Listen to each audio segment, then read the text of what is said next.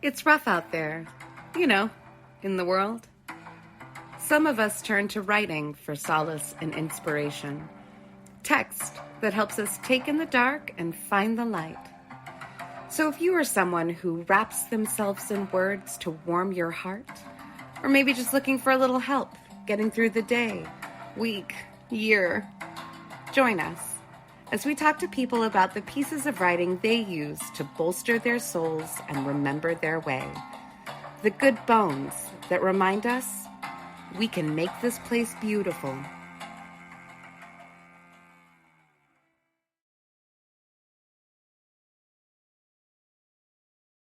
Hello, and welcome to the Finding Good Bones podcast, a podcast where we talk about the writing we love that helps us sit with the dark, but find a way to also see the light. And I'm Kate, and I am your host. A host. Excuse me? I didn't mean it. Yep, I am your host. Okay. Oh my God, that reminds me of the time that my youngest sister was telling me and my other sister about her mom. I'm so sorry. Okay, so I'm Amy, your host. Exactly. Welcome to our podcast. Thank you. Yeah, thank you. Amy, what are you reading right now? I just started rereading again because when I'm stressed out, I reread Rosemary and Rue, which is the first novel in a long series by Shannon McGuire. And yeah, I keep mentioning her. Mm-hmm. And you know what? I'm pronouncing her name Shannon. It's Seanan, so I don't know. But I've been doing that for 20 years, so I hope I'm right. It's a really good series. I think it's my favorite series. And there are fae all over the place. You have to be careful how you talk to them and about them. But it becomes a really rich, deep novel and series. I think it was a little risky to just bring up the fair folk right now on our podcast. I know. It's fine. It's fine. Do not thank. Do not accept gifts. Yeah, okay. Well, so that actually makes me, I'm going to cheat a little bit this time. It'll definitely wind up here as one of the good bones. But one thing that I'm reading that's on my daughter's short list right now of preferred bedtime reading, which I get to do every night, is Instructions by Neil Gaiman, which is basically, it's pulled from a short story, but it's all kind of lessons from different fantasy tales on like how to move through other worlds.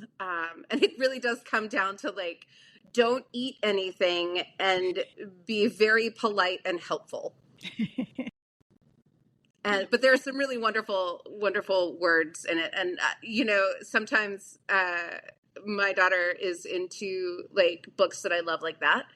And I'm like, yeah, I'll read this every night to you. And then other times she just really enjoys trash.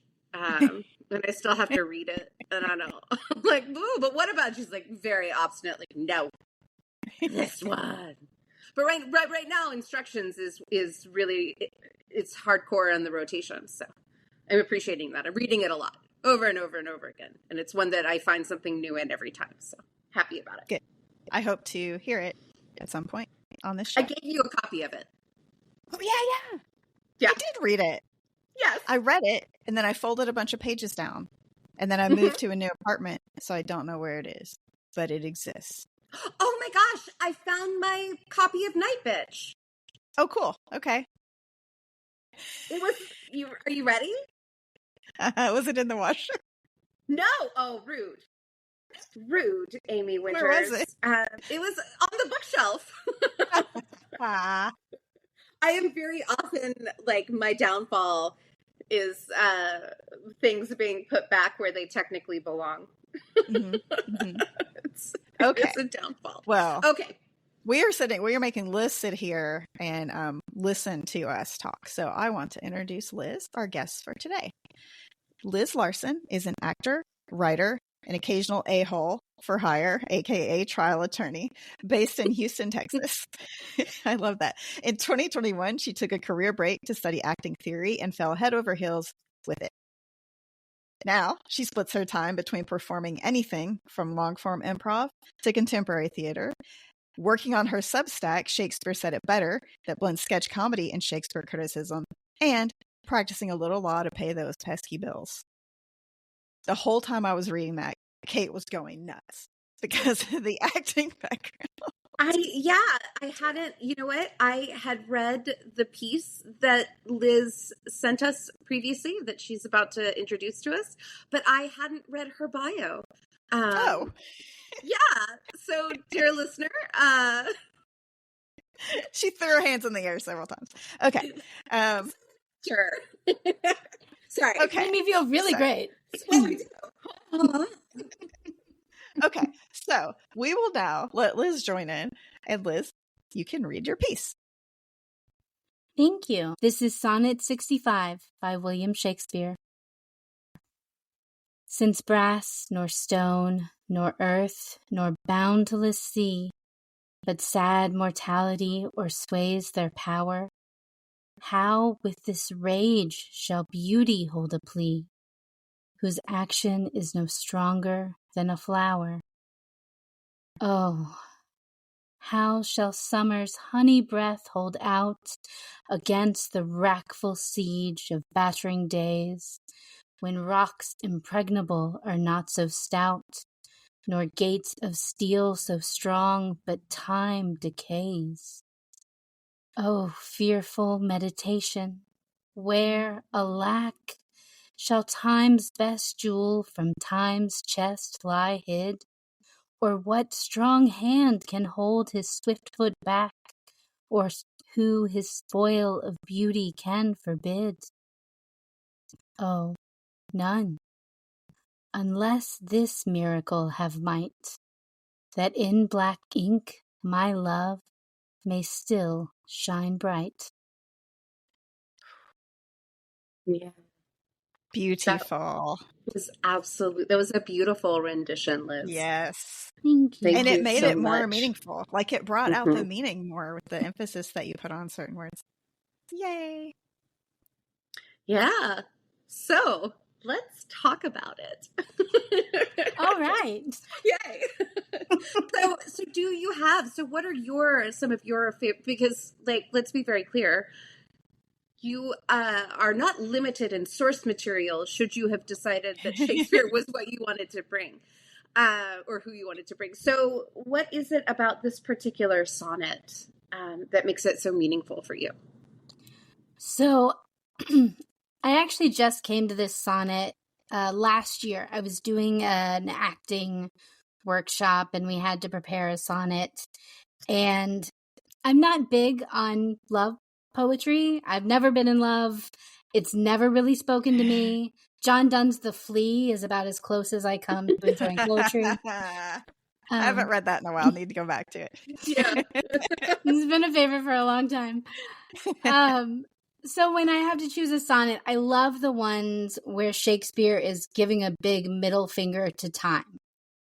Sonnet 20 is the one that I've done forever and I love. Yeah. But this one, and that one was taken, so I had to choose another one. And I found this one. And, it's a nice poem. And I enjoyed it. And then I was kind of walked through the performance of it. And my dad passed away about a year ago. And as I was going through it and seeing all of these images of everything being destroyed by time, right? Everything dies eventually, except the stories, right? And just the beauty of that, of what we create can live on beyond iron gates or rocky cliffs. And even when the people in our lives are gone, what we say about them, how we write about them, that still exists. I will say I lost my dad. It's about to be 3 years, and when I've read this before, but not since that happened. And when you sent this in, that's exactly where I went as well. Especially treading kind of in the personal storytelling biz, if you will, or sharing, right? Both in the podcast and elsewhere, like figuring out what to share and what to keep, right? Like what is actually mine, and what is it okay for me to share? And the idea that there are some things that I should probably keep to myself, but it is in the telling of these stories and the sharing that I do get the opportunity to keep this person around. And so I really I feel uh, that I'll just leave it right there. But like I definitely identify with some of what you were saying, and the I think the ravages of time, right? Yeah. and that's in this so much, just some of the phrasing, right? Where it's rocks impregnable, and what's another, like wrathful siege the of wrathful battering siege. days, like Yes. it's this is not a he does juxtapose it with like summer's honey breath, but like that's not what stays, right? Yes. And well, and that beauty of just a flower, not a field of flowers, not something that could even last longer than that. Just like a daisy in a field versus the wrackful siege of battering days on rocks and gates. Yeah. not any gates of steel. Yeah. But it is, right? It is these softer, fragile comparisons with these overpowering and strong and unyielding imagery, and that's something that at least for me, like that's something that mourning kind of can feel like, where I'm trying to hold on to my memories, but there's a lot of grief. There is, and I found myself being more fragile, right? Like we went over it in the bio. I'm an asshole I don't know if I'm allowed to swear. Oh my God. Liz, you've listened. God. First off, we have the pleasure of speaking with somebody who's listened to these before, and don't worry, every single one is marked explicit, whether or not it's earned it. So yeah.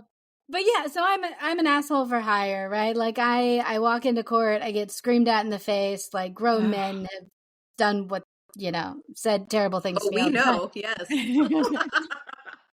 But going through grief, I did feel so fragile. It just like everything around me seemed more violent and caustic. Mm-hmm. And so there, I think just that image of that single flower versus that unshakable force. I don't know. Mm-hmm. Oh, absolutely. Because a lot of times we get to feel like we're the force, and moments like that remind us like, we're the flower. Oof, yeah. Uncomfortable laugh with the acknowledgement of mortality. What is art, right? Yeah. What is art? But it's even in there too, right? Sad mortality. Like I hear a sad trombone noise after that. No. Don't pollute it with sad trombone. No, but that's, I think, what are you in Shakespeare for, Liz? What are you in it for? Oh, yeah. I'm glad this is marked explicit. I only come to Shakespeare for the cunt jokes and the fart jokes. I mean, really highbrow art. That's how I approach it. Yep.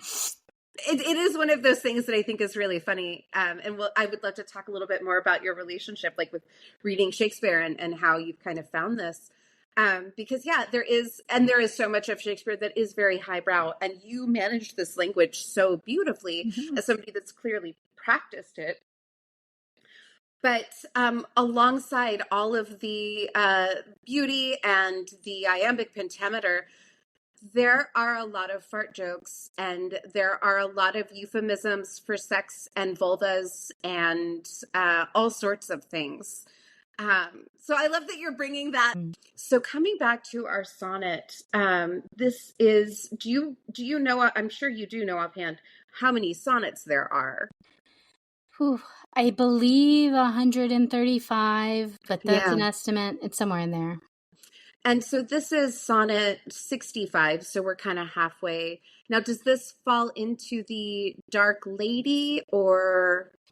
So, first off, we don't actually know, to my knowledge, the order they were written in. This is the order they were published. Yes. It is before the Dark Lady. This is in the section known as the Fair Youth. But actually, there aren't as many to the Fair Youth as we think there are. Right. But to a degree, like, it is a variation on the theme. Because in the sonnets where Shakespeare's speaking to the fair youth, he's saying, you know, have kids to make your beauty last, because otherwise you're going to grow old and there won't be beauty anymore. Yeah. And so... It is. Yeah. It is to the fair youth. It is very much like focused on around time and like preserving memory and preserving moments. So I could see why this would fall into that. Well, I don't think it's addressed specifically to either one. It does not seem. Nobody's mentioned. But it does fall in with those themes, right? It's not like torture of love, but very much the like figure out a way to stay, or I'll figure out a way to keep this. This very much is about like I am figuring out a way to keep you. Yes. Which it's those last two lines. But where I do think the Dark Lady, like still there are shadows of it, it's black ink, right? And like he talks about her inky. Yeah. So it's very, it's kind of, it feels to me kind of a combination of those two areas that we can see, or those two kind of commonalities of some of his sonnets. So Amy and I were in a writer's workshop together, and the novel that I'm working on very much involves Shakespeare. It's kind of Shakespeare sketch comedy underneath a rom-com. And bring it to my life, Liz. Bring it to my life. I'm trying, man. I'm trying. I haven't seen a draft, and I keep being like, it's close. It's ever so close. It's no a pressure. Mess. Yeah. But I ended up kind of going down the rabbit hole of the theories on who the fair youth is, and one is that it's the third Duke of Southampton, I believe. And one of the theories is the Dark Lady is actually Elizabeth, his wife. I've heard the Amelia Bassanio theory, and I kind of like that more because she was also a poet. Yeah. But it is kind of nice to think that, Shakespeare's sexuality is often up for debate. Yeah. Or not even up for debate. But the idea that maybe this sonnet is about both of them, right? Maybe. Yeah. I also love, I recently read Hamnet. I'm in the middle of that. Yeah, it's I also love the idea. It touches on the idea of the interpretation of the fair youth. Like it's not necessarily a sexual love, but it's actually like ruminations, and then we go back to preservation and loss and grief. Oh, I'm not going to cry, but I might cry. Of the idea of that it is his child that he has lost recently. I think the sonnets were written after his son died of the plague. And so in the book I don't know, it's not a spoiler, but it's kind of floating the idea that maybe some of this and this idea of preserving youth isn't necessarily about the idea of like sexually preserving youth or something like that, but rather the idea of like preserving the memory and holding on to it, which I thought was really like a lovely thing to read. And then every time I think about that, I'm like, well, but what if it was just some dude like writing it out like, yeah, this is good. It's about nothing. It's not, but this is not about nothing, right? Like, and I think that's when we talk about the specificity of the language that helps us understand it's not about nothing. Yeah, I do. We all know that one MFA bro who's just so up his own butt with his We own do. brilliance. And like, I would never want to go back in time and meet William Shakespeare because I'm terrified that that's who I would meet. Or worse than that, he is actually like, he's just stealing, right? It's not that he's taking in what other people are saying and finding a way to write it. Like, he's really just that guy that's like, typing it out, written by William Shakespeare. Yes. A discovery of witches kind of paints him that way. That has been recommended to me many times. I read the first two and I really enjoyed them. I still haven't finished the third because they got into a trope that just wasn't for me. Yeah. But yeah, the word pictures are so specific that he paints. Mm-hmm. And we know from his biography that he did face grief, right? His dad died right around the same time his son died. Mm-hmm. And his mother not long after. It was around the time he wrote Lear, I think. Yeah. And a lot in the last year, I have been very comforted by the way he talks about grief. Yeah. And I think I really love this sonnet especially because grief doesn't win here. You know, with Hamlet, grief destroys him. Yeah. And destroys Ophelia, I mean, even to a greater extent. And there's beauty in that destruction and the power that a love can have. But the idea that maybe words, art, poetry are more powerful than that grief. I mean, it's not just, that's what we're kind of getting through this, like taking it back to the words, right? Because it's rage and, again, wrackful siege of battering days, rocks impregnable are not so stout, gates of steel.